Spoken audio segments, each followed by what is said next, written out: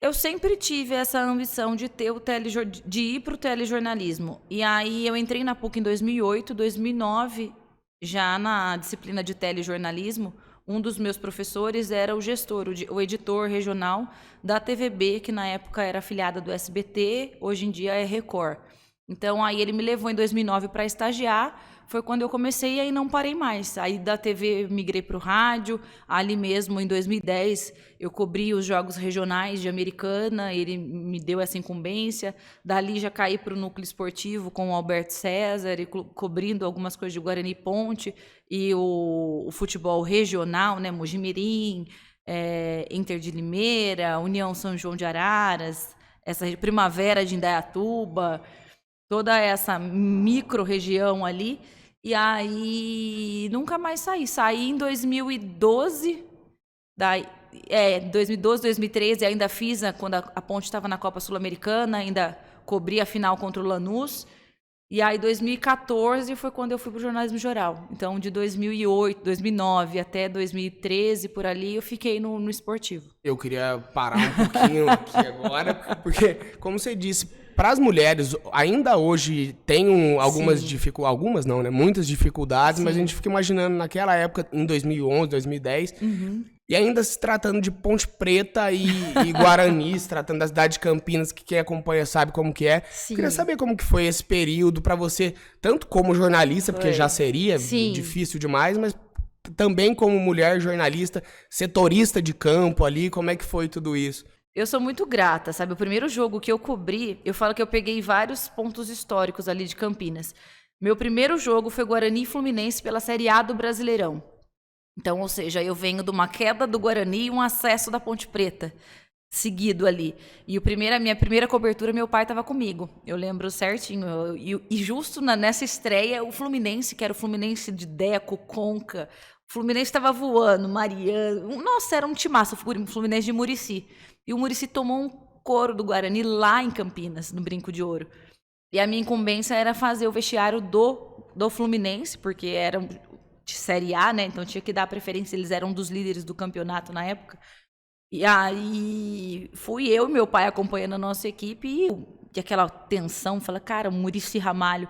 E realmente o Muricy é tudo aquilo mesmo, da patada e tudo mais. Ele tava pé da vida, perder do Guarani da forma como perdeu. Então daí eu pego o descenso do Guarani com Wagner Mancini enfrentando, inclusive num Guarani Grêmio lá dentro do Brinco de Ouro. Olha, aproveitando o Mancini no Grêmio e o vexame histórico.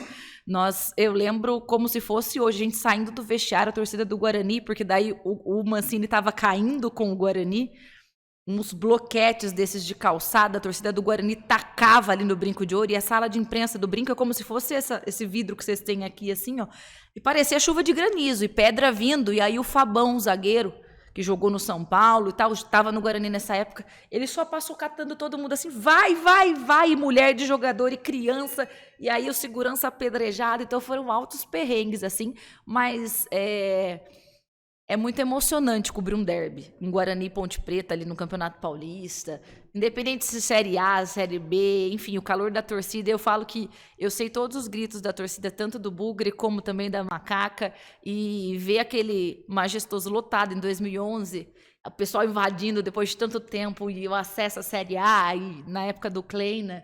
Enfim, são altas histórias assim que eu levo para a vida, isso ninguém apaga, né? São momentos assim históricos e que marcaram. E, em cima disso, depois de cobrir essa temporada aí de TV, em 2012, pela Rádio Brasil, eu me torno a primeira e acredito que única mulher setorista da Ponte Preta, que aí é onde entra, né, onde você falou aí da convivência ali diária com vários homens, e a gente, diferente do que muita gente pensa, a gente não entra no vestiário, a sala de imprensa é antes ali e tal, um ambiente de muito respeito, por sinal. O assessor tenho contato até hoje com o assessor de imprensa da Ponte, o Thiago. A gente é amigo, mas já teve situações de diretores da Ponte Preta entrar ali na sala de imprensa e não pegar na minha mão por eu ser mulher. Entendeu? De eu ouvir comentários, assim, de eu estar ao vivo na rádio e escutar, nossa, não é que ela sabe mesmo de futebol? Nossa, não é que ela entende? Dependendo de perguntas. Quando eu comecei a frequentar a sala de imprensa da Ponte, O Jorginho era o técnico ainda, lá muito tempo atrás, que passou pelo Palmeiras. E eu fiquei várias entrevistas sem perguntar, só observando como o pessoal trabalhava, que eu era estagiária, não tinha obrigação nas costas de fazer pergunta, de estar ali. Eu aproveitava para ver os setoristas trabalhando, o Semedo, Elias Aredes, tantos outros, Paulinho Santana, que eu, nossa, levo como referência aí nesse jornalismo de interior. E um dia ele me parou, estava saindo, né, falando tchau, tchau, tchau, o Ponte tinha ganho o jogo. Eu saí, o Jorginho me puxou, me segurou, com todo respeito, cara. Ele falou assim, quero saber por que você não pergunta, ele falou para mim. Eu falei assim, não, eu tô começando a carreira, eu tô ali só para observar. Ele falou assim, pois eu tô ali para responder. Eu faço questão que você me pergunte. Na próxima entrevista, eu vou abrir a entrevista com você. Eu queria morrer de vergonha. Eu falei, nossa, como assim? Ele me notou. E desde então, eu falei, nossa, um técnico que marcou assim, a minha carreira como jornalista esportivo foi ele. Eu falei, nossa, e você tá ali observando, quieta, no meu canto. E ele observou essa minha postura, entendeu? Aí ele falou, mas eu tô ali para isso. Então, você tá ali, pode perguntar, que independente da pergunta, eu vou te responder. Mas, enfim, são situações e situações aí que a gente tem que encarar no dia a dia. Mas sempre fui muito respeitada pelas organizadas, tanto de um lado como de outro. Nunca passei nenhuma situação de desrespeito com relação a Guarani e Ponte Preta, nesse sentido. Muito legal. Eu ainda queria continuar um pouquinho nesse assunto. Eu queria saber, não, né? Eu queria que você passasse para o pessoal de casa como que é a rotina de um setorista de campo, como é que funciona. Até porque eu acredito que muita gente que entra por esporte almeja esse cargo, assim. Sim. Então, até a gente tem um pessoal de São João que está conseguindo, a Aline Mastiguin, que é a setorista de São Paulo. E como que funciona a rotina, por exemplo, de um setorista? Respira o dia a dia do clube, né? Então, assim, a gente amanhece ali, porque geralmente as rádios lá em Campinas, não sei como tá hoje, mas a gente tinha um jornal na hora do almoço e no final do dia. Então, você acompanhava o amanhecer ali do clube, o treino da manhã, o treino da tarde, davam os pareceres, as altos e baixos, quando tinha viagem, quando tinha jogo, era pouca coisa diferente. Mas o dia a dia, a gente chegava no clube por volta de 11 horas, a tia do café já deixava tudo certo lá, a gente tomava o cafezinho, começava o bate-papo. Dependendo do dia, o treino é no estádio, não são todos os dias que o treino acontece no estádio. Os clubes têm o centro de treinamento, então aí... E a gente recebe, conforme os jogadores, também o calendário, o que eles vão fazer a cada dia. Então, treino físico, treino tático, entrevista com o técnico, a gente já sabe que é só antes do jogo. Se o jogo é na quarta, no último treino, que geralmente é na segunda-feira, sei lá, que tem um coletivo, né, que é quando as escalações se sustentam.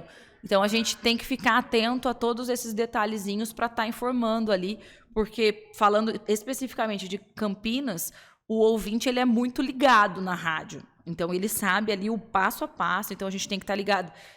Tem que ter o controle, quem tomou o terceiro amarelo, quem não tomou, se está embaixo no departamento médico, não. Então, a gente geralmente já tem tudo isso com antecedência. E quando é homem, né, eu falo sempre essa cena típica. É muito comum você ver um repórter ter mais afinidade com o outro jogador e encostar na placa de publicidade para conversar ali, trocar ideia, se vai jogar, se não vai jogar, se está bem, se não está, se está sendo negociado ou não, que é quando saem esses furos, né? Tudo isso é fruto de uma proximidade. Cena que não é tão bem vista e não é tão normal para uma mulher. Então, se você está ali encostar, muita gente... estereotipa, falando, nossa, lá, tá afim dela, tá marcando encontro, tá isso, tá aquilo. E eu sempre falei, eu nunca usei daquilo ali para arrumar casamento e nem precisava de nenhum jogador para me sustentar. Graças a Deus, não era ali que ia acontecer isso. Mas tem que ter muito respeito, mas eu acho que o respeito parte da gente, entendeu? E eu sempre tive na minha cabeça também que não é porque eu sou mulher que eu tenho que me vestir de modo X ou Y para ir no estádio de futebol. Da mesma forma que eu ia trabalhar, maquiada e tal, eu ia para o treino e tá tudo bem. Ali tem que ter o respeito de todo mundo. E tem essa questão. Então, o dia a dia do setorista, ele praticamente mora no clube, para falar o português, claro, porque geralmente é um jogo em casa, um jogo fora. Para viajar, na época, eu não viajava. Viajava quando era Americana, quando era Bragança, a gente ia bastante contra o Bragantino. Capital, quase nunca, raras as vezes, porque já vinha de um tempo de começar a fazer os jogos por tubo, com Premiere e tal, então o pessoal, as emissoras quase nunca mandavam. Então, e aí os desafios são esses, né? Você tá sempre ligado e fazer os seus contatos para ter as fontes. É o que vai te sustentar ali como um bom setorista, né? No caso, a Aline já faz anos e anos que está no São Paulo. Não, é muito legal você citar essas coisas, porque realmente são pontos de vista diferentes da mesma situação, né? O cuidado que você tinha que ter por uma visão que ia vir. E até seguindo isso, só pra gente encerrar esse assunto do futebol e seguir mais na sua carreira, que foi logo ali no começo, ainda tem muito pra gente falar. Eu queria saber como você vê essa evolução das mulheres no jornalismo, porque a gente vê que elas vêm tomando um papel, graças a Deus, muito grande. Assim, a gente vê muitas apresentadoras, e não são mais apresentadoras que estão lá por conta de um padrão estipulado pela sociedade visual, assim. Então, queria saber como você vê essa evolução e hoje em dia como que tá. A Fernanda Gentil quebrou muito esses paradigmas, né? De ir para campo, de fazer uma cobertura diferenciada. Hoje a Bárbara também faz muito bem isso. Renata Fã, com aquele estereotipaço dela lá de mulherão, vem e falou, não, quebrou, sabe? Rachou mesmo ali, muito se falou dela no começo, nem por isso ela parou. Na época que eu estava em Campinas, tinha a Estela Gontijo também, que fazia com o Batista, o regional. A Estela hoje está na TV Gazeta ou na TV Cultura, se eu não me engano, não mais no esportivo também. Mas, assim, tem espaço para tudo e para todos, sabe? Eu faço assim, eu vivi 8 e 80, porque aqui a gente vive com tantas regras para frequentar um treino. Quanto maior as regras e limitações, você só pode ir até aqui ou ali, o cinegrafista da TV pode filmar só isso, tem lance que não pode filmar, até eu chegar no Tocantins, que foi um outro padrão, e tem um futebol tocantinense, e todo desregrado. E aí você pega, não tem uma assessoria estruturada, e você vai ali, você conversa com quem você quer, o técnico fala quando quer e ninguém põe um limite nisso, e aí incomoda também. Porque não adianta você querer implantar um jeito de trabalhar onde já está daquele jeito, entendeu? Por mais que você crie uma assessoria de imprensa, não é da cultura deles. Estamos falando de um estado que joga o campeonato, a primeira divisão num semestre, e no segundo joga a segunda, quem jogou a primeira joga a segunda e vice-versa. É tudo junto e misturado, é uma outra cultura. Mesmo, né? Então, assim, são padrões diferentes, mas que acontecem dentro de um mesmo país. Então, assim, e diante disso tudo, a mulher soube se impor de forma muito categórica, né? Tipo assim, eu estou aqui, igual o pessoal costuma a dizer, lugar de mulher é onde ela quiser. E eu acho que no jornalismo esportivo foi muito bem isso, né? Hoje, graças a Deus, a gente vê a mulher até narrando futebol, comentando o futebol com propriedade. A arbitragem, que era uma questão muito técnica, muito de olhar e de presença também, né? Tipo assim, do mesmo tempo que há pouco tempo, um tempo atrás, você falava para uma mulher o que é um impedimento. Ela não enxergava nem a linha, nem a bola, nem muito menos o que fazia o impedimento. Hoje não. Hoje a Nadine vai lá e fala não. É a opinião de uma mulher que fala não, tá certo, tá errado, não tá.